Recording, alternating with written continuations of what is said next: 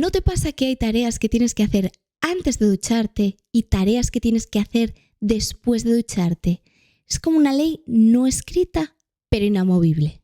Te lo compro totalmente.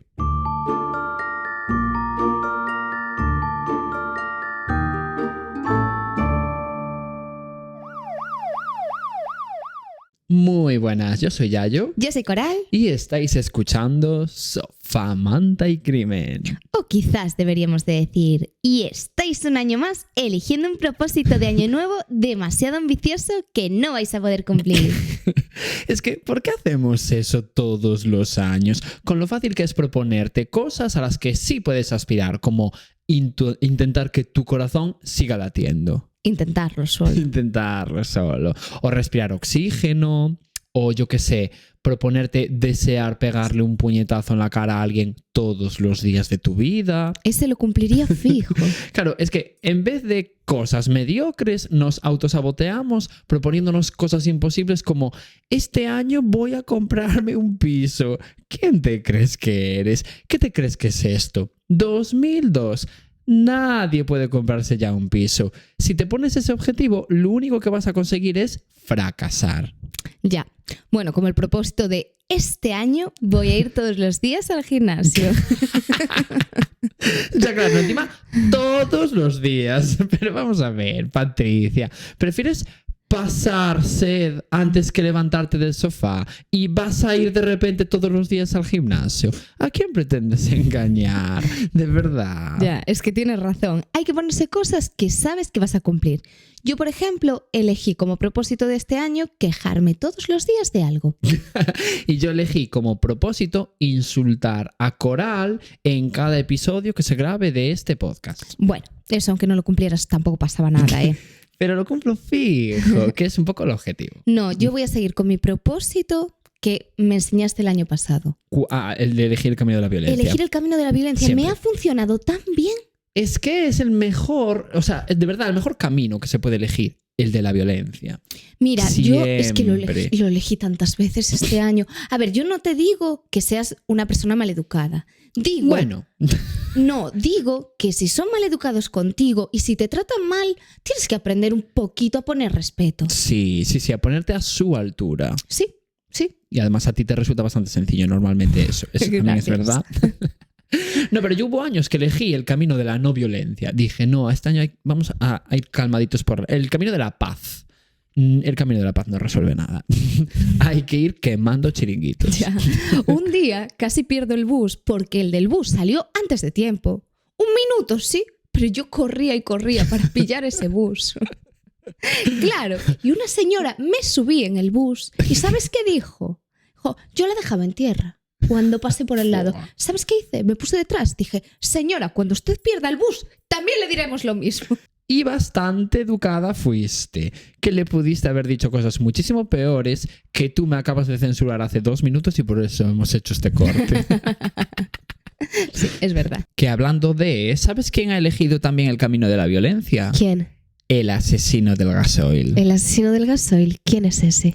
Pues es un asesino en serie súper famoso, Coral, de hace 25 años. Eres muy ignorante. Habrías de leer un poquito de vez en cuando. Bueno, yo flipo. Esa persona no existe. Sí que existe. ¿Qué pasa? Que quizás no en nuestro mundo, pero sí en el de la serie Innato, recién estrenada el 23 de diciembre y que es absolutamente perfecta. Guau, no lo vi venir. Viste que bien hilado. ¿Y sabes quién no lo vio venir tampoco?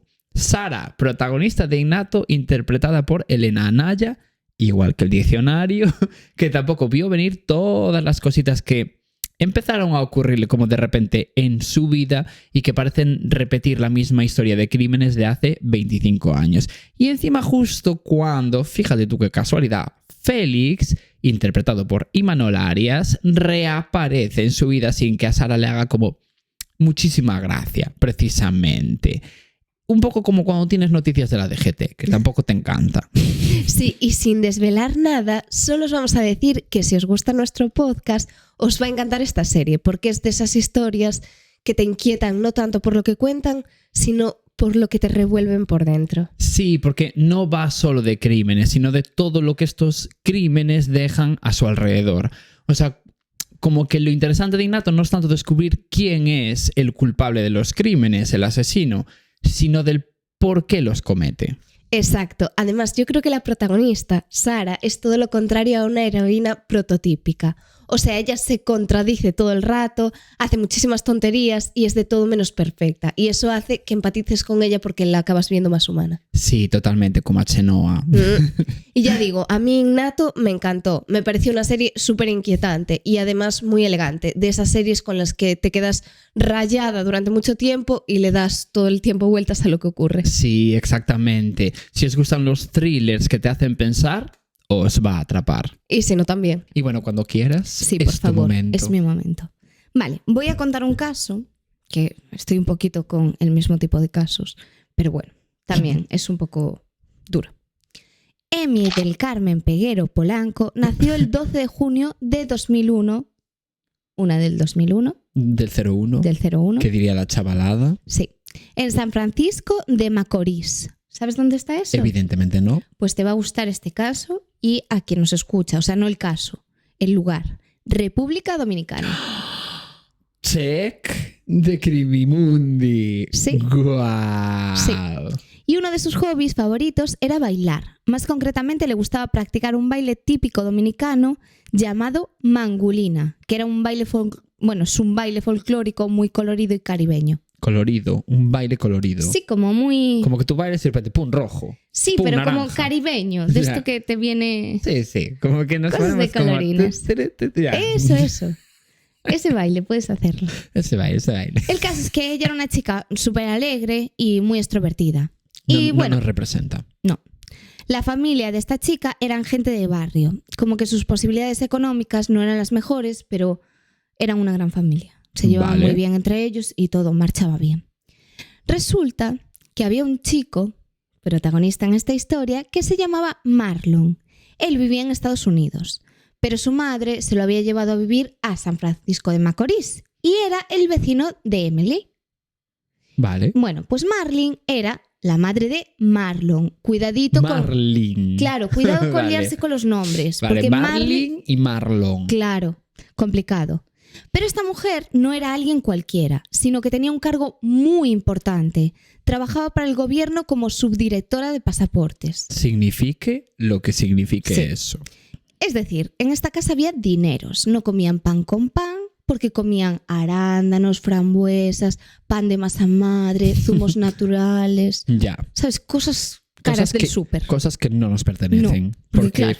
Tú te compras un aguacate, uno a lo mejor, pero dos, dos no te los Dos es compras. pasarse. Sí, al mes no te los compras. no, yo no Como los compro. aquel viaje en el que habíamos comido pan con pan. Sí, por eso lo digo. Wow, 10 días. Sí, y los arándanos yo a veces digo, venga, hoy me los puedo permitir. Es que Pero yo- otras veces digo, no. Es que yo me acuerdo de ti. Bueno, vamos al súper. En plan, andando así. Y de repente, vamos a comprar algo para comer. Venga, pues un paquete de pan vivo para cada uno. Éramos muy pobres. Qué pobres éramos. Ni un céntimo se gastó en ese No viaje. como ahora, que solo somos pobres. Solo pobres. Hemos ascendido un peldaño Sí, sí. en la escala socioeconómica de esta sociedad. Es verdad. Bueno, el caso es que en realidad estas dos familias vivían enfrente la una de la otra, pero en cambio pertenecían a clases sociales completamente distintas. Ya. Una era una familia muy de barrio que tenía pocos medios y la otra era una familia multimillonaria, como Ya. por así decirlo. No, pero tenían mucho dinero. Sí. Vale. Pues el caso es que ambas familias se llevaban bien, había buena relación. Entonces, muchas veces Marlene dejaba a su hijo con la familia de Emily, pues porque ella viajaba todo el rato, hacía cosas de persona con dinero. Vale. Viajes y cosas así. Entonces, como tenía que trabajar bastante, pues para que el niño no se quedase solo, lo dejaba con la familia de Emily. Ah, vale. Bien. Pues que ibas a decir, lo dejaba con una niñera, No, que sería algo de gente con dinero. no, lo dejaba con ellos, Vale. con esta familia. Pues Emily y Marlon eran solo unos niños que se llevaban muy bien y además tenían una edad un poco parecida. Bueno, Emily era 2 años más pequeña que Marlon. Pero bueno, que esa Más o diferencia tampoco menos. es tan grande. Más o menos. Sí. Y como sabemos, el roce hace el cariño. Así que esta amistad cada vez fue creciendo más hasta convertirse en otra cosa. Porque los dos se hicieron novios. Vale, o sea Sí. que ahí cuando estaban en la misma casa jugaban al teto. Exacto. Se conocían muy bien y Emily estaba muy, muy ilusionada con este chico. Vale. Como que su relación iba súper bien. Se atusaba el pelo. Sí, Vale. le gustaba mucho.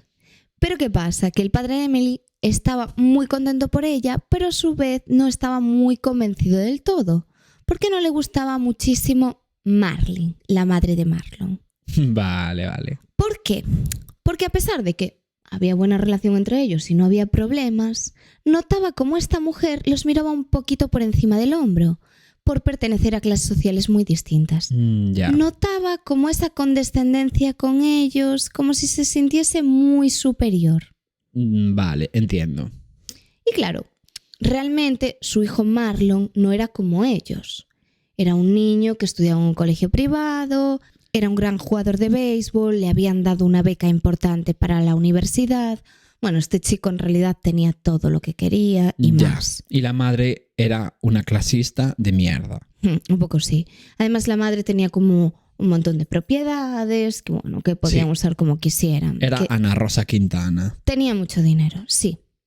Y claro, el padre de Emily le explicaba a su hija que no eran de la misma clase social y que la familia de su novio nunca la iba a aceptar. Pero ella solo decía, en el corazón no se manda. Todo el rato le decía eso. Vale, Como perfecta. diciendo, da igual, o sea, nosotros nos queremos y da igual la clase social a la que pertenezca este chico, porque realmente los dos están sin nada. Ya, además sí que es verdad que la opinión que puedan tener unos padres sobre la pareja de su hijo es un poco irrelevante. Sí, exactamente. Bueno, pues ahora nos situamos en marzo de 2007. Emily y Marlon seguían juntos y muy enamorados. Pero el problema llegó cuando con tanto amor, Emily se quedó embarazada. No tenía que pasar esto, realmente. O sea, Ella no estaba buscado. no, porque ella tenía solo 16 años. Ya, teenage mom. Sí. Y él sí que es verdad que era mayor de edad, pero bueno, eran unas edades que no son muy normales. Ya. Y A claro, ver, y él tenía 18. sí, él tenía ¿Sabes? 18 y él Que ya 16. 16 y 18, pobres. Sí, solo se llevaban 2 años de diferencia. Y claro, pasó lo que ninguna de las dos familias querían, que fue una catástrofe total. Más que la cancelación de Eurovisión para un gay. Que ya es Aún decir. duele, ¿eh? O sea, estoy triste al respecto. Ya. Contento por... Era lo que había que hacer, pero triste porque era lo que había que hacer. Te entiendo tanto. La cuestión es que la familia de Emily era muy religiosa y no se les pasó por la cabeza la idea del aborto. A ver, que República Dominicana no es como España, que al final es una niña y es una desgracia, pero aquí te quedas embarazada a los 30 y la gente ya dice, embarazo adolescente. ¿Sabes? Y tendrían toda la razón del Tendrían mundo porque toda a la los razón. 30 es un año más de la adolescencia, Coral, no te confundas. Ya. Pero bueno, que era muy pronto igualmente Sí. para quedarse embarazada, que era una niña. Pero ¿qué pasa? Que el peor disgusto, ¿quién se lo llevó? Marlene, obviamente. Hombre, claro. Porque ¿qué pasa? Que Marlene en ese momento estaba con una candidatura electoral. Bueno, una no, la suya. Ah, vale. Claro. Porque ella se presentaba como candidata a diputada en ese momento. Perdón. Sí. Y claro, como que relacionarse con la familia de Emily no era para ella como lo mejor. Ya. Era como un poquito relacionarse con Chusma. Ya. Y que no le venía nada bien a su imagen. Entiendo. Porque realmente su trabajo en todo esto era defender la figura de la mujer en República Dominicana, evitar la vulnerabilidad, la desprotección, luchar en contra de las violaciones, del maltrato y promover la seguridad de las mujeres y la educación sexual. Ajá. Claro, sí que no le quería venir nada bien, la verdad. No, porque era un poco contradictorio con su situación en ese momento, Sí. ya que tenía la novia de su hijo de 16 años embarazada de él. Ya. Vale, pues tú imagínate ahí la situación. Y claro, ya no había oportunidad para abortos, porque en ese momento la niña tenía 5 meses ya. Ya. O sea, Emily estaba embarazada de 5 meses. Ya. Y claro, ella estaba muy ilusionada realmente, porque decía, mira, voy a tener un bebé. Pa'lante. Claro, a ver, eres una niña, tampoco piensas más allá. No, igual ella genuinamente quería Ella tenerlo. quería, Claro. y además estaba enamorada, no lo vas a tener de una persona que no quieres. Y además Marlon se quería hacer cargo de ese bebé. Ya. Vale, pues el caso es que está embarazada de ya 5 meses y ya sabía el sexo del bebé. Y sabía además que iba a ser un niño. Vale. Y tenía su nombre. ¿En serio? Sí, se iba a llamar... Déjame adivinar. Iba a ser un nombre compuesto. ¿Sí? Estaba tan claro. Jacob Moisés. Estaba tan... Jacob Sí. Moisés. Me Sí, encanta. original era. El caso es que Emily salió de casa y le dijo a su familia que iba a hacerse pues unas pruebas médicas relacionadas con el embarazo. Vale, sí, tipo una ecografía de repente. Algo así. No hablo idioma madre. El caso es que era el Mi idioma, ciencia. Ya, eso también puede ser. Era el 27 de agosto de 2017 y nadie imaginó que ese iba a ser el último día que la iban a ver con vida. Ay, no me esperaba para nada esto. No sé por qué. Pasaron las horas y Emily no volvía. No respondía al teléfono, no contestaba los mensajes y la familia, muy preocupada, se fue a denunciar a comisaría. Y claro, la noticia corrió por el pueblo y los vecinos y los amigos empezaron a buscarla, a compartir su foto por todas partes. Marlon también estaba fatal, estaba destrozado y no paraba de buscarla con todo el mundo y cada vez estaba más desesperado por encontrarla. Ya.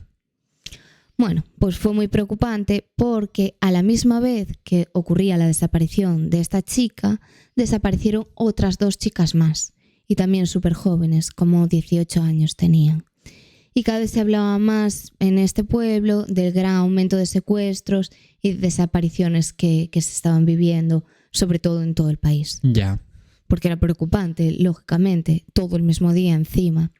Y mientras tanto, algunas personas cercanas a ella pues también daban entrevistas ante las cámaras, pedían que volviera, y entre estos seres queridos estaba la madre de Marlon. Y en ese momento habían pasado 2 días desde la desaparición.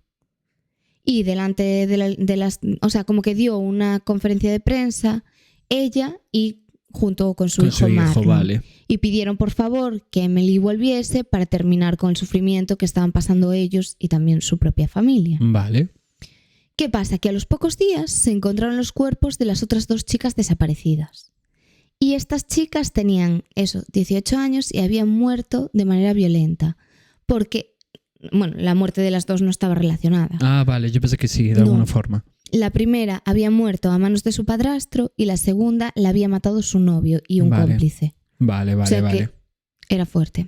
Y todas pues por asesinatos machistas. Ya, claro. Bueno, pues en todo este escenario la policía habló con todos los amigos y los familiares de Emily y entre ellos interrogaron a Marlon, lógicamente, y este les contó que había quedado esa mañana con su novia y que le iba a acompañar a hacerse esas pruebas médicas, que primero la fue a buscar a su casa y después la había dejado en una gasolinera, porque ella había dicho que iba a ver a no sé qué familiar. Vale. Y bueno, os voy a leer las palabras textuales que dijo Marlon en la rueda de prensa anterior esta que había dado junto con su hijo. En ningún momento mi hijo y yo hemos dado la espalda a la situación, porque ella ya era parte de nosotros. Ella ya era la novia de mi hijo. Es la novia de mi hijo actual. Les pido a cualquier persona que haya visto a Emily que por favor dé una información a los medios, porque nosotros lo que queremos es que se esclarezca el caso. Fingiendo que la querías de alguna forma, con realidad la odias. Y otra cosa más importante que no sé si te has dado cuenta. No. Ya. Claramente no. Pues dijo era. 2 días habían pasado desde que había desaparecido. Ya, y luego sí que se corrigió y dijo, es la novia actual. Ya. Y habla de ella en pasado. Raro, ¿no? Muy raro. Pero y encima de eso, finges en plan, no, si nosotros la queremos 1000. Chao, que la odias con todas tus fuerzas. Marlon. Sí. Y Emily seguía sin aparecer. Y cada vez la gente pues tenía menos esperanzas porque ya habían pasado, 2 días, pero es demasiado tiempo. Sí, y más estando embarazada, cada vez había menos esperanzas. Además, como que ya era tiempo suficiente como para empezar a preocuparse de que algo había pasado. Ya. Bueno, pues en todo esto, la policía sigue investigando y decide rastrear el móvil de Marlon. Y este móvil les lleva a un piso. Y este piso era de Marlon. Una de las muchas propiedades que te dije es verdad antes. Que tenía 45 pisos. Sí, realmente este piso nadie vivía allí. Lo tenían un poco por tener, de vez en cuando lo utilizaba para alquilarlo, pero realmente le había dicho a Marlon, a su hijo, que podía ir de vez en cuando y le había dado las llaves. Ya. Y bueno, esto era un poco sospechoso porque la policía empieza a hablar con él y le pregunta qué había estado haciendo en este piso. Y él se puso súper nervioso y no supo dar una explicación clara. Entonces la policía empieza a no fiarse nada. Así que deciden ir directamente al piso. Bueno, pues abren la puerta y allí de repente se encuentra una escena terrible. Un colchón en el suelo y varias toallas completamente llenas de sangre. Ya. Sospechoso. A ver, como mínimo sospechoso. Y al momento detienen a Marlon y analizan la sangre que encuentran allí. Bueno, pues 2 días después, el 31 de agosto de 2017, fue cuando se supo todo. Porque un grupo de policías encontraron allí, allí cerca, en la comunidad de La Guama, en la provincia de Espaillat. Por ejemplo. Sí, no sé si lo he dicho bien. Fijo, Allí no. al lado de una carretera, una maleta grande y sospechosa. Y supieron que había lo peor porque salía de allí un olor fuertísimo. Vale, estaba dentro. Sí, efectivamente, esto era el cuerpo de Emily y estaba irreconocible. Dios, qué animalada, ¿eh? Y evidentemente le hicieron pruebas y descubrieron que sí, que confirmaron que era el cuerpo de la chica y ya no había ni dudas ni esperanza, claro.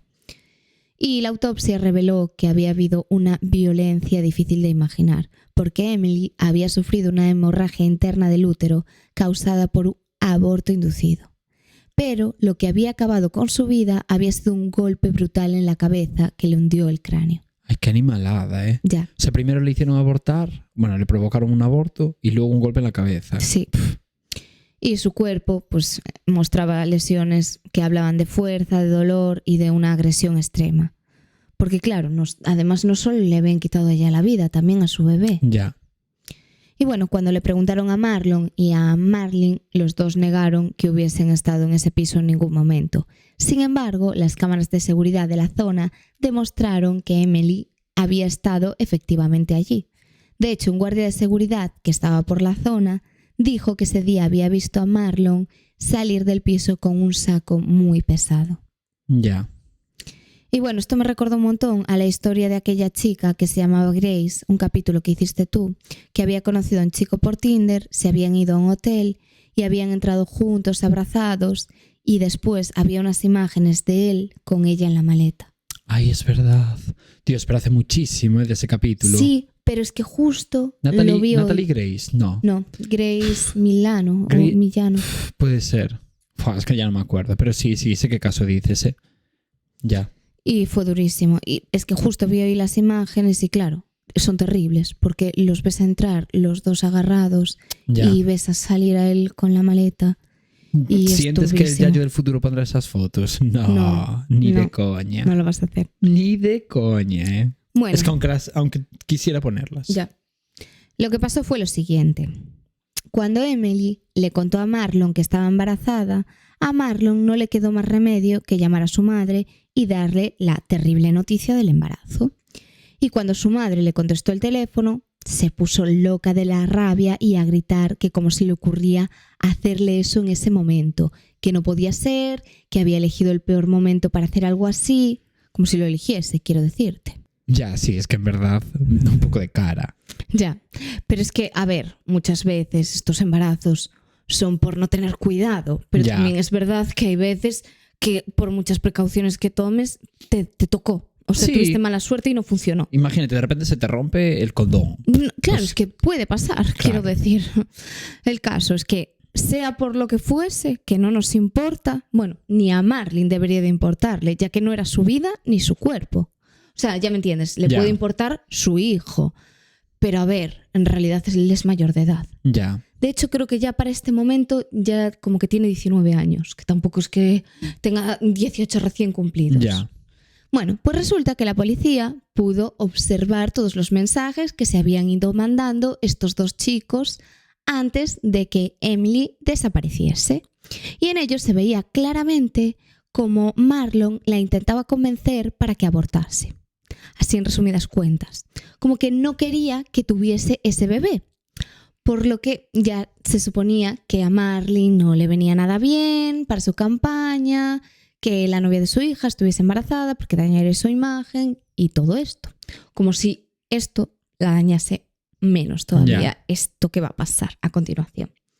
El caso es que tampoco quería que a su hijo se relacionase con la familia de Emily, una familia pobre y sin recursos, porque quedaba fatal para su papel de mujer empoderada. Ya. Sí, bueno, empoderada según empoderada su visión. De mujer de éxito y todo eso. Sí. Bueno, pues en todos los mensajes que le mandaba Marlon, él insistía con el mismo tema y le explicaba que su madre ya había arreglado todo para que ella no tuviese problemas con el aborto, que todo iba a salir bien. Que un detallito, nada sin importancia en esta historia, es que resulta que en República Dominicana el aborto no es legal. Ah, no sabía. Ya, yo tampoco. Qué fuerte. Me enteré con esto. Claro. Claro, pero bueno, no es legal para la gente sin recursos. Para la gente con recursos siempre es legal. Ya, porque apoquinan en otro lugar y andando. No sé hasta qué punto, a qué sitio la querían llevar. No, ya. Claro, pero que no es lo mismo ir a un sitio que sea todo legal y hacer bien el procedimiento a de repente meterte en un sitio y en un país donde el aborto no es legal. Ya. Entonces, bueno, es turbio. El caso es que su novio le insistía y le explicaba que le iban a llevar a un centro donde le iban a tratar muy bien, que no se tenía que preocupar porque todo iba a salir perfectamente. Pero ¿qué pasa? Que Emily no era lo que quería, porque no era lo que le había inculcado su familia. Ella se lo había contado a sus padres habían decidido todos juntos que ese bebé iba a nacer. Ella tenía clarísimo que no iba a abortar. O sea, es que ni siquiera se le pasaba por la cabeza la idea. Ya. Marlon le decía, bueno, es lo mejor, le intentaba convencer. Pero ella decía, no, o sea, esto no va a pasar. Por mucho que tú... No. Ya. No había opciones. Y tú no tienes nada que opinar al respecto. Y ella, no. ¿Sabes? Y aquí es cuando entra en escena el pringado de turno. Un hombre llamado El Boli. ¿El Boli? Sí. Porque, Amo. atención al nombre, este hombre se llamaba Simón Bolívar Ureña. Simón Bolívar El Boli. Perfecto. De Boli. Perfecto, Bolívar. me temo. Bueno, pues este hombre trabajaba para Marlene y se encargaba de una finca, una de las muchas fincas, supongo, que tenía esta mujer. Y claro, en todo este momento, Marlene le había ingresado en su cuenta 100.000 pesos dominicanos. ¿Casualidad? Juzgar vosotros mismos. Viva. Esto aproximadamente serían unos 1.800 euros, aproximadamente. Vale. Realmente una mierda por algo tan turbio, en realidad. Sí, en realidad es muy poco dinero. Sí. A ver, en realidad este dinero era supuestamente por el trabajo que hacía en la finca. Pero ¿qué pasa? Que justamente esto hacía sospechar demasiado que el Boli estuviese involucrado. Entonces, como la policía estaba investigando todos los movimientos de las cuentas, de Marlene y todo lo que estaba haciendo, vieron esto en la cuenta y dijeron, qué raro, vamos a hablar con este señor. ¿Y qué hizo este señor? Ponerse nerviosísimo y confesar todo. Buah. Sí. Siempre o sea, caen, ¿eh? No dudo él. Sí, fui yo. Ya. Al momento. En plan, oye, mira, ¿tienes la hora? Sí, fui yo. Sí. O sea, la policía se arriesgó un poco. Dijo, bueno, lo arrestamos a ver qué pasa. Y funcionó. Ya. Resulta que la llamada que te contaba antes de cuando Marlon llamó a su madre para decirle que su novia estaba embarazada, pues el Boli estaba justo delante cuando ocurrió esta llamada, cuando Marlon le confesó a su madre lo del embarazo de su novia. Y escuchó todo, el Boli, palabra por palabra. Bueno, es que pues, me imagino todo el rato como un bolivic allí plantado. Y el resto pues ya lo sabemos, porque Marlon fue a buscar a Emily a su casa con la excusa de que la iba a acompañar al médico, fue con su moto y fueron allí y ni siquiera tenía ningún tipo de prueba que hacerse, porque ya se las había hecho todas. Así que no tenía mucho sentido, porque le dijo, sí, te voy a llevar, vamos a hacer unas pruebas. Bueno, el caso es que la convenció para llevarla a este piso y así acabar con el bebé. Entonces, una vez estaban en el piso, estuvo hablando con ella y le dio algún tipo de bebida para provocar el aborto. Vale. Sí que es verdad que no encontré en ningún sitio y no se sabe realmente, por lo que estuve viendo, lo que le dio exactamente. Pero aquí es verdad que hay que preguntarse qué es eso que le puedes dar de forma oral que pueda abortar a un bebé que ya tiene 5 meses en la barriga. Es que, o sea, sí que es verdad que se da en forma de pastilla cuando son pequeñitos. En plan, imagínate cuando aún está de 2 meses. Pero de 5 Es que ya se suele hacer un legrado. Es un hijo, casi. Casi. A Con ver, 5 meses. no, porque aún es pequeño, pero se hace un legrado. En plan, yo creo que con una pastilla no. Con 5 meses puedes abortar, yo creo que ya no. No, a ver, depende. Si es un riesgo para la madre, imagínate. ¿Sí? Claro. Ah, no sabía. Vale. Bueno, pues de todas las heridas que le vieron en la autopsia, se sabía que no Imagínate era... que el bebé viene muerto. Que a veces pasa. Ah, claro, Claro, pues ahí te hacen un aborto en el fondo. claro. Pues te harían un legrado con 5 meses. Ya, es que es pero muy realmente grande. ella Claro, no por ha eso es hecho. raro. Pero Claro. bueno, sí, yo qué sé. Le provocarían un parto con algo. No lo sé. Bueno, el caso es que sí que se sabe que esto es verdad, que ocurrió, sí que le dieron algo, no se sabe lo qué, pero de todas formas, ni con cianuro, ni con lejía, ni con lo que fuese que le diesen de forma oral, tendría esas lesiones que tenía Ya. esta chica en el útero. O sea, en realidad le hicieron daño en su vientre de verdad, Ya. que es muy fuerte. Y aquí es cuando contaba lo del boli y todo eso, porque Marlene, cuando pasó todo esto en el piso, fue a hablar con él y le explicó que había pasado algo terrible. Ya digo, después del asesinato. Y le dijo que su hijo había hecho algo muy malo, que estaban en casa con los dos y que estaban discutiendo y que ella de repente le pegó. Y como en respuesta él la empujó y que ella se dio un mal golpe y por desgracia había muerto. A ver. Y que claro, que ahora qué iba a hacer porque había sido todo sin querer y que no tenía ni idea de cómo... Entonces, bueno, Marlene le dijo al boli que tenía que ayudarles a ocultar el cuerpo y que después ella se iba a encargar de mandar una temporada a su hijo a Estados Unidos, que recordemos que él había crecido allí. Ya. Y bueno, pues entre una cosa y otra, el boli ayudó a Marlon y a Marlene a esconder el cadáver y lo metieron en la furgoneta de la familia. Y esta furgoneta se la llevaron con el cuerpo a una finca que tenían. Ya. Y lo dejaron allí durante varios días, hasta que Marlon un día condujo la furgoneta y la dejó tirada en donde la encontró la Claro. policía. Y metida en dentro esta de la carretera. maleta. Ya.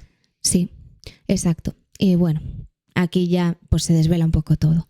Y el juicio llegó en 2018 y aquí expusieron todos los hechos que habían ocurrido. Se presentaron todas las pruebas forenses, las grabaciones y salió a la luz todo esto de que Emily había sido presionada para abortar, que en realidad ella no quería. Ya. Y claro, esto fue como muy clave el hecho de que no quisiese para todo lo que se vino después. Y el 7 de noviembre de 2018 se dictó la sentencia y se dijo que el responsable había sido su novio, Marlon Martínez, la última persona que la había visto con vida, y fue condenado a 30 años de prisión por homicidio voluntario y actos de barbarie, aborto forzado y ocultamiento del cadáver. Pero ¿qué pasa? Que claro, esto en realidad Marlon sí que lo había hecho y Marlon había matado a su propia novia y había estado implicado en todo esto. Pero también Marlene. A ver, sí. Marlene había estado metida en todo desde el principio, Claro. porque el plan en realidad había sido de ella. Bueno, pues al final todo el mundo tenía miedo a que Marlene no cumpliera sentencia. Pues resulta que fue condenada a 5 años por complicidad en el encubrimiento. Y al final solo cumplió 2 y hoy en día está libre. Todo el mundo sabía que gracias al dinero que tenía se iba a librar. Se hicieron muchas protestas y se acabó librando. Y seguro que contactos políticos, judiciales, al Claro. final era una persona importante. Y él, al final el que pagó fue su hijo, que vale, que había sido. Sí. Pero es que ella también era la cabecilla de todo esto. Ya. Que vale, es horrible porque al final tú, que eres el novio, matas a tu propia novia, Ya. que no tenías necesidad ninguna. Pero claro, realmente ella pues se No libró sé. por dinero, Claro, por se poder. aprovechó del sistema. Exacto. Y el país entero protestó, cuestionó las penas, intentó imponer justicia, pero no pudo hacerse nada. Y finalmente Emily dejó de ser solo un nombre para convertirse en un símbolo de protesta. Y su cara pues puso como imagen a la violencia de género, a la vulnerabilidad de las niñas y de adolescentes y a los fallos de un sistema que no la protegió. Ya. Y bueno, que muchas veces se acuerdan de ella y sigue presente en marchas y en toda la memoria colectiva, como una historia que empezó como cualquier otra mañana y acabó mostrando una verdad súper dura que nadie debería de olvidar. Qué fuerte. Ya. No conocía para nada el caso. Es terrible, es terrible. O sea, los dos se aliaron para hacer algo horrible. sin sentido, porque realmente, si se sabe, dices, mira, no me importa, tiene un nivel social, económico, sí, distinto al mío, pero aún así no la pasa queremos. absolutamente nada. La queremos y forma parte de nuestra familia. Es bonito, la gente te lo va a entender. Lo que va a pasar es que si se enteran de que has asesinado a alguien, se destruya toda tu vida. Totalmente. Ese es el problema. Es que yo no entiendo cómo te puede parecer una alternativa. Una alternativa mejor. Sí, Es dices, perfecto. Es que yo flipo, ¿eh? A mí me parece como sin sentido. En fin. Yo creo que la odiaba porque sentiría celos o rabia. Por pobre. Por pobre también. Es que es horrible, por pobre clasismo. también. Sí. Que es muy heavy. Sí, porque a su familia ya la trataba mal y su familia notaba esa forma de mirarlos con desprecio. Como esa condescendencia. Horrible. Qué fuerte. Bueno, pues ahora es mi momento. Mi caso no es mucho mejor, ya te lo advierto. Dios. Me temo. Pero bueno, vamos allá con mi caso porque es una recomendación, que hace mucho que no traemos una, de Adela Carcelén, espero haberlo pronunciado bien, que nos lo dejó en un comentario de Spotify. Vale, genial. Si queréis recomendarnos casos, porfa, todos en Spotify, que sí que lo leemos siempre. No, siempre en Spotify porque yo siempre contesto y Coral no. Hoy me lo puso una chica en un comentario.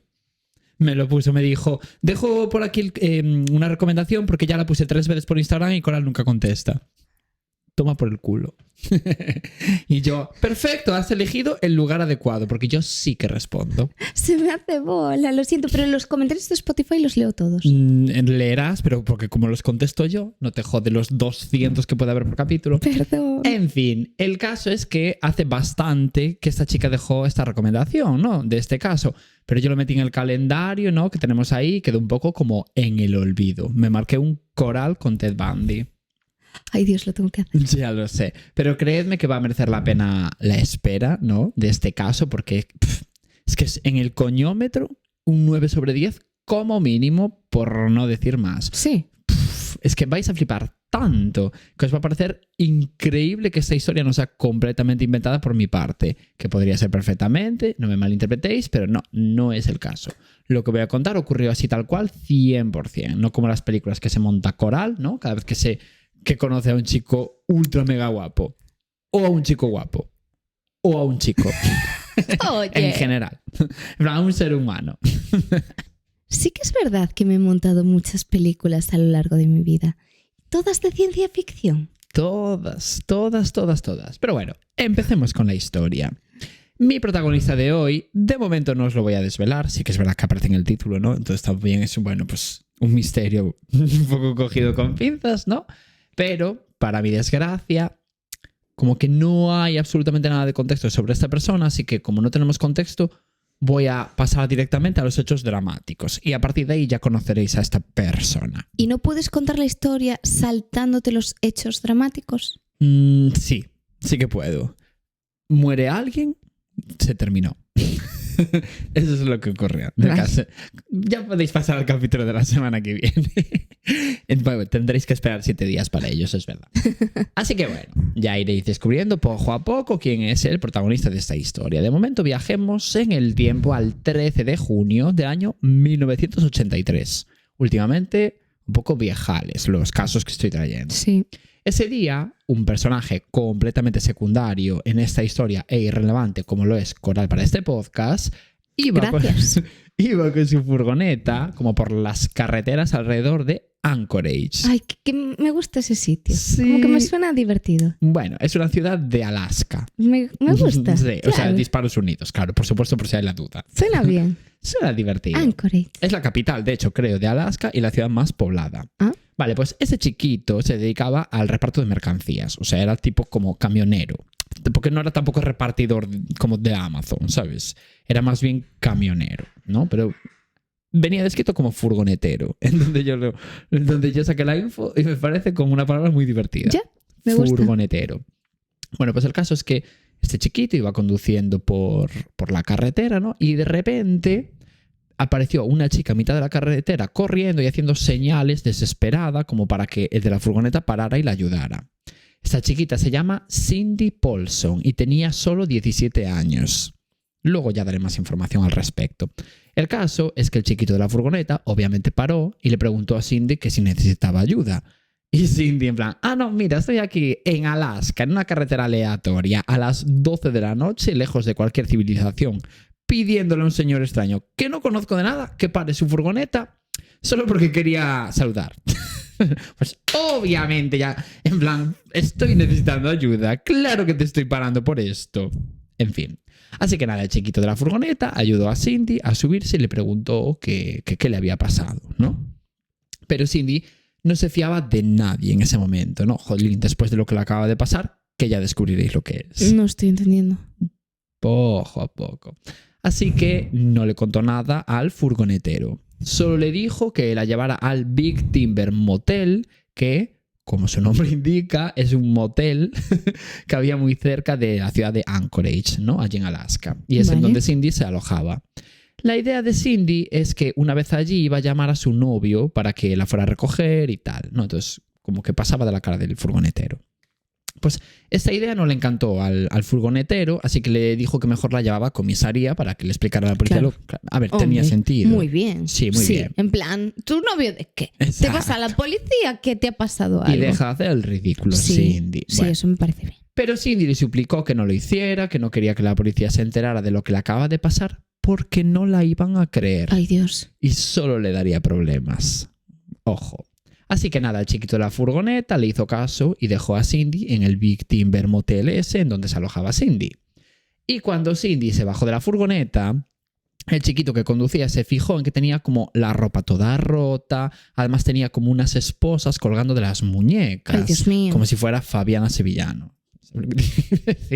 Así que no se quedó a gusto sin avisar a la policía y fue directamente allí a comisaría. Muy bien. Muy bien, después de dejar a Cindy en el motel. A mí me parece muy bien. Chica, tú di lo que quieras. Yo voy a denunciar esto. Yo me preocupo. No, muy bien, el Muy furgonetero. perfecto. Es que sí, ¿verdad?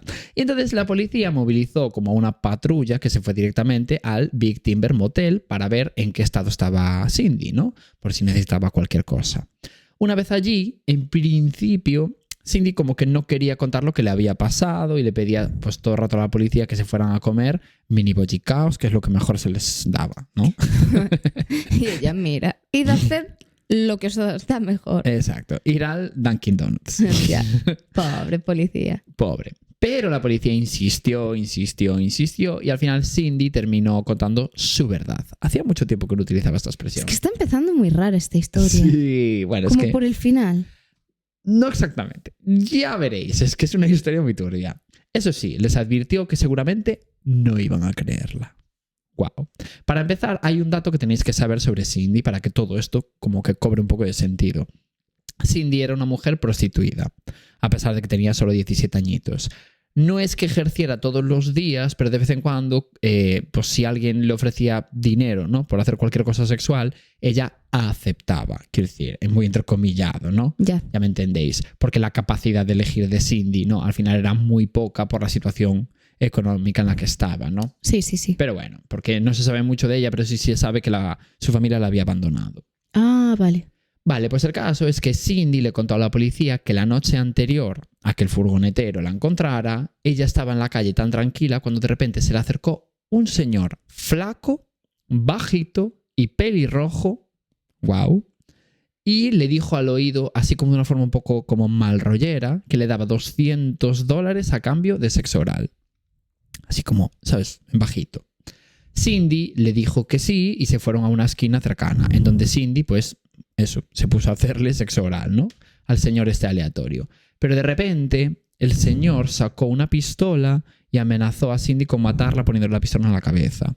Y cuando Cindy se quedó petrificada por el miedo, el señor cogió unas esposas y se las puso a Cindy en sus muñecas. Por eso luego el furgonetero se la encontró de esa guisa. Vale, pues después el señor se llevó a Cindy hasta su coche y la obligó a subirse, amenazándola con matarla si gritaba o se hacía algún tipo de escándalo, si no se subía y demás. Una vez dentro del coche, se llevó a Cindy a una casa que había como en el barrio de Muldoon, por ejemplo, ¿no? Que era un barrio que estaba dentro de Anchorage. Y dentro de la casa, el señor violó en repetidas ocasiones a Cindy en un lapso de tiempo muy corto, ¿no? Además, humillándola como de muchas formas distintas, como por ejemplo introduciéndole un mango de martillo, bueno, por la vagina y barbaridades de ese estilo, ¿no? O sea, no se quedó solo en la violación, que ya sería suficientemente terrible, sino que encima fue un paso más allá.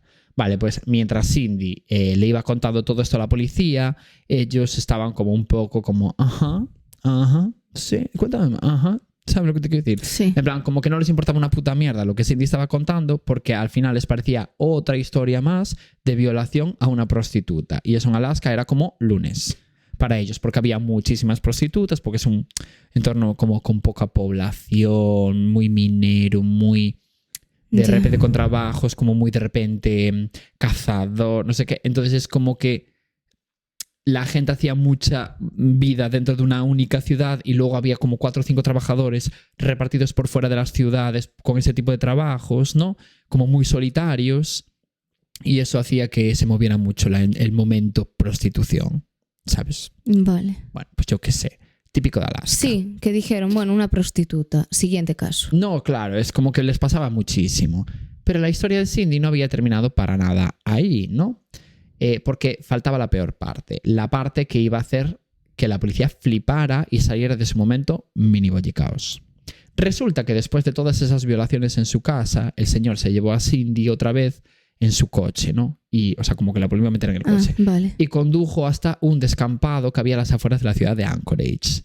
En ese descampado había una avioneta en el medio y medio. Una avioneta, como lista para despegar, ya con la gasolina y todo metido, o gasolina o el combustible que utiliza una avioneta, que claro, no hablo avioneta, que, hola, eres Taylor Swift, ¿sabes? Teniendo como un jet privado de repente. Pregunto.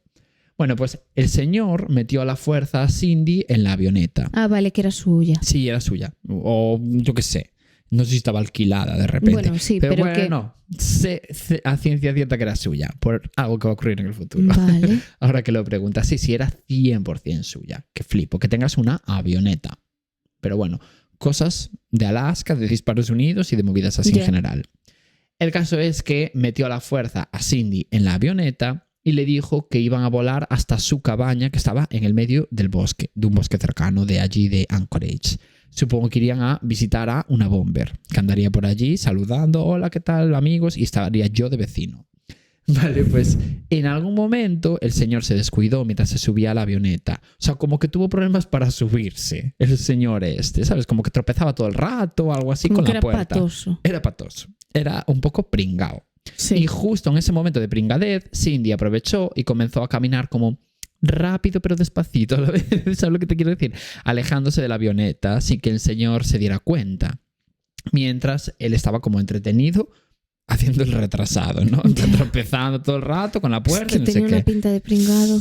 Muy pringado, yo creo, ¿eh? Y sin verlo. Sí, la verdad. Y cuando estaba a suficiente distancia de la avioneta como para, o sea, Cindy, quiero decir, como para que el señor no la escuchara, Cindy empezó a correr como si fuera una señora colándose en la charcutería, ¿sabes lo que te quiero decir? Y claro, cuando el señor dejó de hacer cosas de patoso, se giró y vio a Cindy corriendo, así que se puso a perseguirla desesperado, como Marta Sánchez. Pero Cindy ya había avanzado como bastantes metros en realidad en ese momento, porque además ella era, jolín, tenía 17 años. El señor tampoco es que fuera muy mayor, pero igual 40 años los tenía y no estaba como muy en forma tampoco. Quiero decir, pues oye, al final ella tenía capacidad de correr más rápido. Y el miedo. Sí, además ella la corría... adrenalina del momento. Claro, es que ella corría por su vida. Claro. Él corría por, yo qué sé, por lo que quisiera correr, ¿no? Entonces, bueno, el caso es que ella ya había avanzado bastantes metros, entonces el señor no pudo llegar hasta ella. De hecho, fue en ese mismo momento cuando apareció el furgonetero y todo este rollo, ¿no? Y ella se montó y escapó. Vale, ahí ella estaba escapando. Exactamente. Ahora me ubico. Vale, pues a mayores de toda esta info, Cindy también contó que se dejó un zapato azul en el asiento de atrás del coche del señor. Acordaros este dato, ¿no? Cuando él intentó bajar a Cindy del coche para meterla en la avioneta, no sé qué, pues ahí fue cuando se le cayó el zapato azul. Vale. Entonces, claro, este dato era bastante relevante porque si la policía encontraba un coche con, ¿sabes?, con un zapato azul atrás, pues automáticamente tendría que ser el coche de este señor, ¿no? Sí, a ver, pero iba a ser tan tonto dejar el zapato en el coche. A ver, podía ser. Es que ya. además igual no se había dado ni cuenta, Ya. ¿sabes? Yo Vale, qué sé. sí. El caso es que ella contó este dato, a ver si lo pillaban pronto. Claro, si pasaba Claro. un mes, no. Ya. Vale, pues no hizo falta esperar mucho tiempo a que apareciera un primer sospechoso, porque resulta que la policía fue hasta el descampado que describió Cindy y efectivamente encontró allí la avioneta del secuestrador. Resulta que esa Vale. avioneta estaba registrada Ah, a nombre de un tal Robert Hansen. Así que, bueno, pues ya podemos dejar de llamarle señor, ¿no? Por fin. Además, bueno, es Robert Hansen. Quiero vale. decir, Sí, era sí, su sí, nombre, era es, él. Es el título que veis en el capítulo. No Vale. pone Robert Hansen y no sé quién. Bueno, pues es... Vale. Robert era panadero en Anchorage y estaba como casado y tenía 2 hijos. Quiero decir, tenía una familia ya formada y una vida completamente normal, aparentemente. Sorpresa para nadie. Sorpresa para literalmente ni una unidad de persona. El caso es que cuando la policía descubrió de quién era esa avioneta, se fueron directamente a casa de Robert y lo interrogaron sobre lo que había pasado con Cindy. Lógico. Pero aquí hubo un pequeño, tan pequeño, qué pequeñito problema. Y es que desde un inicio, Robert reconoció lo de Cindy. O sea, reconoció lo que había pasado. O sea, más o menos. Para Robert, bueno, como que le enseñaron una foto de Cindy y dijo que efectivamente la conocía porque le había hecho sexo oral la noche anterior. Esta es la parte que él reconoció. Dios, me recuerda a la historia del actor este de Hollywood. Hugh Grant. No tengo ni idea. Sí, que lo pillaron con una prostituta. Buah, no tengo ni idea. Estaba casado y ella era famosa también. Qué fuerte. Y le perdonó, o sea, la mujer era Ya. famosa. Qué fuerte. Sí, Pues sí, no y tenía las ni idea. fotos de él así como con míticas fotos, ¿sabes? De Estados Unidos. No, ya. Me muero. Sí. Bueno, pues Robert reconoció todo este momento sexo oral, pero cuando la policía le explicó todo lo que Cindy había contado sobre él, Robert obviamente no era tonto y lo negó todo, como todo lo que se salía del momento sexo oral, quiero Vale, decir, ¿no? vale, eso lo reconoció, sí, he estado con una prostituta. Claro, pero como lo reconoció así de inicio, como que, bueno, yo qué sé, ¿no? Dijo que Cindy lo único que quería era generarle un problema porque no le quiso pagar los $200 que Cindy le pedía por el sexo oral. Cuando recordemos que Cindy había contado que fue el propio Robert el que se había ofrecido a pagar esa cantidad. Pero bueno. Ya. La movida es que como Cindy era una mujer prostituida y de bajos recursos y Robert un señor de bien con familia y un negocio honrado y que encima lo conocían como vecino los policías y demás, pues y que encima, claro, había reconocido desde el primer momento lo del sexo oral sin que nadie le dijera nada, pues la policía le creyó a él antes que a ella. Como que no entendían por qué iba a decir la verdad del sexo oral, pero no del resto de la historia. Como si fuese difícil de entender que una persona niegue secuestrar y violar a otra. ¿Sabes? Y cómo de seguro te tienes que sentir para contar que sí que has pagado por tener sexo y que te dé igual. Exactamente. Es que es muy triste. Y encima ella tenía testigos de que le habían visto con unas esposas que te las pones porque sí.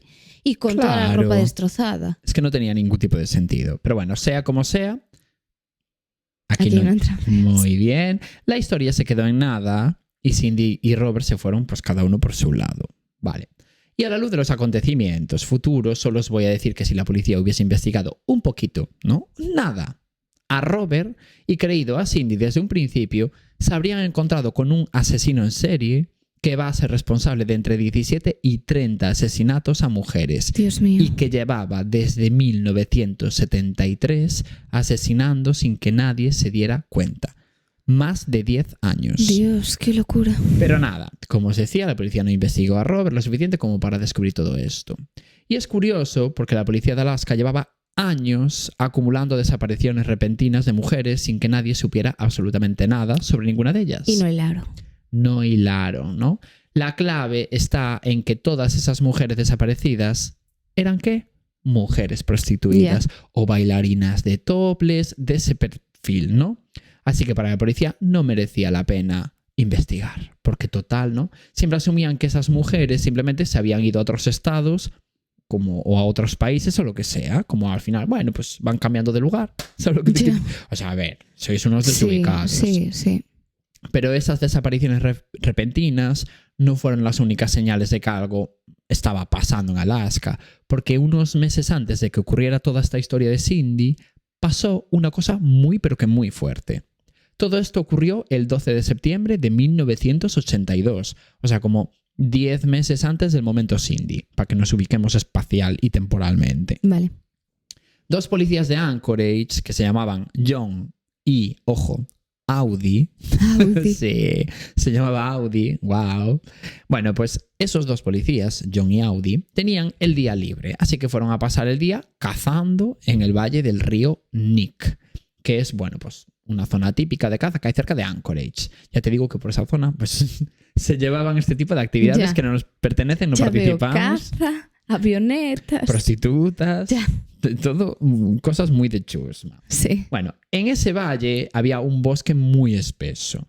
Así que, bueno, como que solía haber ciervos y animales de ese calibre, por eso había por allí muchos cazadores. Vale, pues ese día, cuando se estaba haciendo ya de noche, John y Audi no habían cazado absolutamente nada en todo el día. Así que se volvían para casa un poquitín tristes, ¿sabes? Hacia donde tenían aparcado el coche y tal y cual, como para irse para su casa. E iban atravesando un sendero que pasaba por el medio del bosque. Cuando de repente, como que se quisieron fijar que había una bota a medio enterrar al lado de la orilla del río que pasaba por el medio del bosque. Ay, Dios. John y Audi se acercaron a ver qué onda y de repente se dieron cuenta de que no solo había una bota, sino que había un pie en estado de descomposición dentro de la bota. Madre mía. Y no solo eso, sino que unos metros más abajo estaba el resto del cadáver, que era de una mujer. Así que nada. Tiene que ser tan duro encontrarte con esa escena. Hostia, imagínate, incluso aunque seas policía, ¿eh? Sí.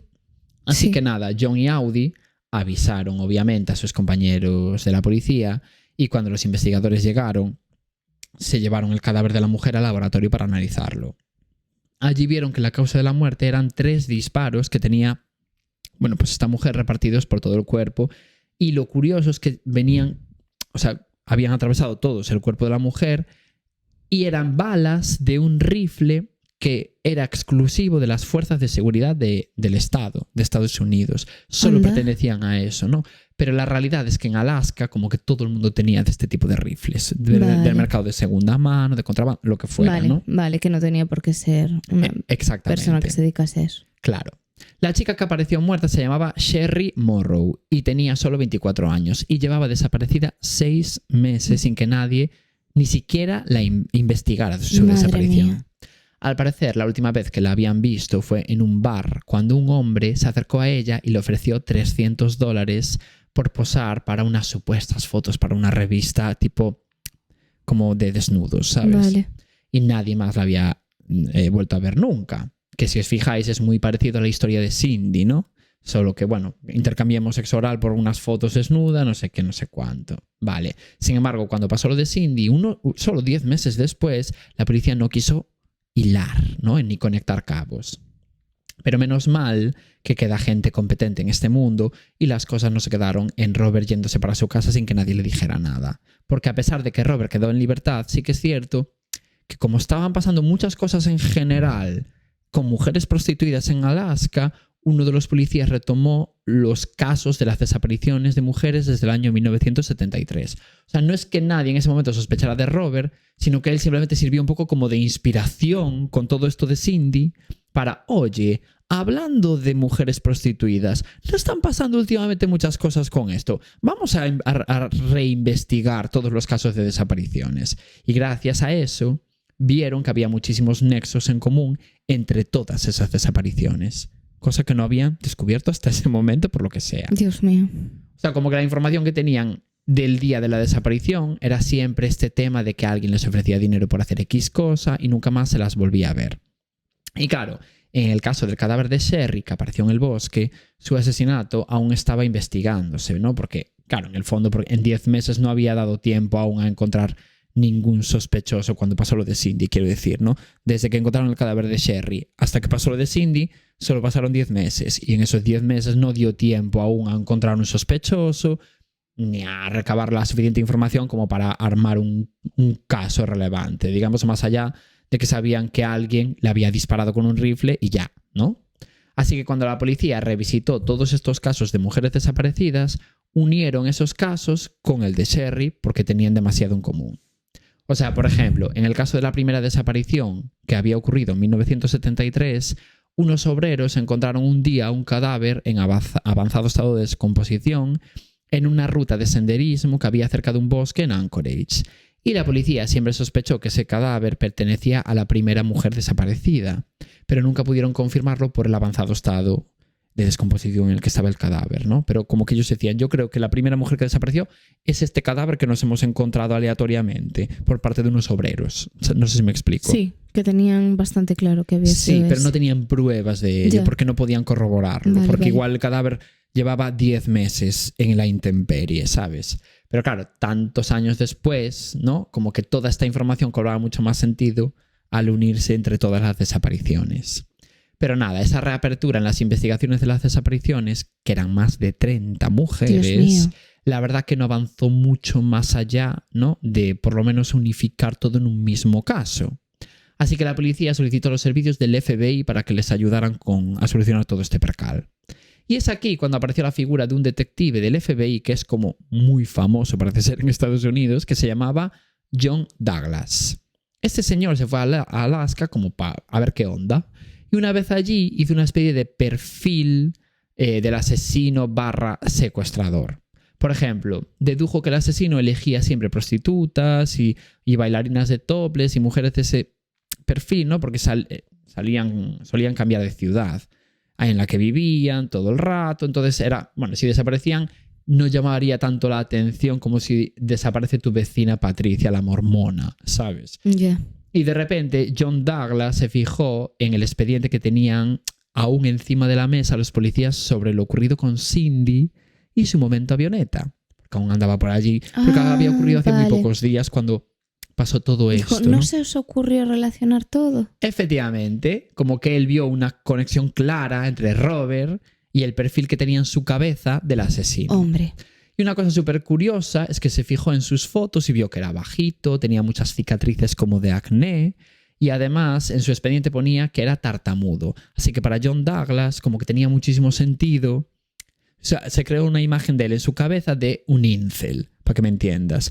Dijo, fijo, en el instituto le hicieron muchísimo bullying, él intentó quedar con mujeres y pasaban de su cara por ser tartamudo y tener mazo de acné, entonces como que se quiere hacer una especie de venganza en contra de las mujeres. Él se armó esa especie como de teoría en su cabeza. Y coincidía justo con la imagen de esta persona. Efectivamente. Además, muchos policías sabían que Robert era cazador y que tenía un rifle en casa con el que siempre como que presumía de disparar muy bien, de ser muy certero. ¿Quién no tenía un rifle en Alaska? Eso también es verdad. Y cuando John Douglas descubrió esto, dijo la siguiente frase que me parece de ser una persona absolutamente icónica por su parte. Dijo, tal vez Robert se cansó de cazar ciervos y osos y se dedicó a piezas más interesantes. Dios. Yo me lo imagino diciéndolo además con una voz como súper profunda. Qué turbio. Y con ya. una mandíbula así de grande. Bueno, pues con este nuevo sospechoso de repente, la policía pidió una orden judicial para investigar la casa de Robert. Y fueron a esa casa y en principio no encontraron nada. Pero cuando estaban a punto de irse, de repente John Douglas se fijó en que había una especie como de puerta escondida en el ático que daba a un cuarto secreto.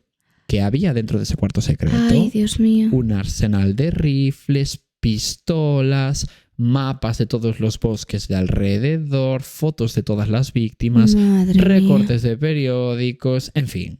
Lo habían pillado. Además, uno de los rifles coincidía con el de las balas que habían matado a Sherry, a la chica esta que habían encontrado los dos policías en el Sí, río. la No sé del... qué. Ya. Vale. ¿Y sabes qué más encontraron en ese cuarto?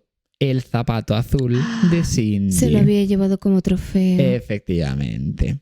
Así que nada, detuvieron pues en el momento a Robert y cuando él lo negó todo en un principio, bueno, pues como que le anduvieron insistiendo, ¿no? Y hasta que pasaron unos meses y a mitad del juicio se emitió un informe de balística que confirmaba que las balas disparadas a Sherry habían salido de su rifle.